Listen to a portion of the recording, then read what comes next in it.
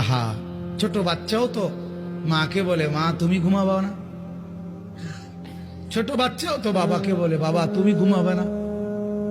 আমরাও তো কোনোদিন বলি নাই মাওলাকে মাওলা সারাদিনের এত ব্যস্ততার পরে আপনি ঘুমাবেন না। মাওলা বলে না তুমি ঘুমাও, আমি জেগে আছি।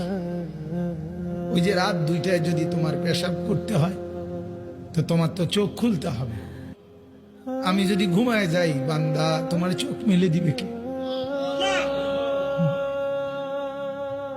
তুমি যে 3টা বাজে বলে রাখছো যে গাড়িতে 3টায় রওনা দিয়া সকাল 7টার ফ্লাইট ধরবা ঢাকাতে গিয়া, এখন আমি যদি ঘুমায় থাকি তাইলে রাত 3টা বাজে তোমার চোখ খুলে দেবে কে?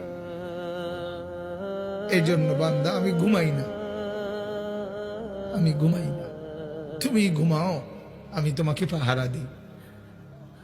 আলাম ইয়ালাম বিআন্নাল্লাহা ইয়ারা, আল্লাহ বলে বান্দা জানো আমি সারাক্ষণ তোমাকে চেয়ে থাকি, কখন জানি আমার বান্দার কি লাগে। আল্লাহ বলেন তুমি ঘুমাও, তোমার ক্ষেত তোমার ঘরের একটা বদনা পর্যন্ত ঘরের ভিতরে, তোমার ঘরের একটা নুনের বাটি পর্যন্ত ঘরের ভিতরে, এত বড় বিশাল ক্ষেত ফসল লাগায়া রেখে আসলা, কই ওয়াল কই, দরজা কই, জানালা কই, উপরে ছাদও নাই, বেড়াও নাই, কিচ্ছু নাই, কারে দিয়া গেলা? আল্লাহ বলে ঠিক আছে বান্দা তুমি দরজা বন্ধ করে ঘুমাও, আমি তোমার ক্ষেত পাহারা দিচ্ছি।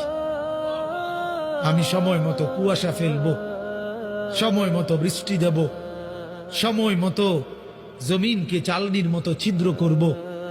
একদিন দেখবা তুমি সকালবেলা গিয়ে তোমার ছোট্ট দানা থেকে আমি আল্লাহ নতুন গাছ বের করে দেব। কয়দিন পরে দেখবা সবুজ গাছ বড় হয়ে গেছে, এর কয়দিন পরে দেখবা হলুদ হইয়া পাইকা গেছে, এর কয়দিন পরে কাইটা ঘরে নিয়ে আসবা, আর তোমার ঘরে তখন আনন্দ, নতুন ফসল তোলার আনন্দ।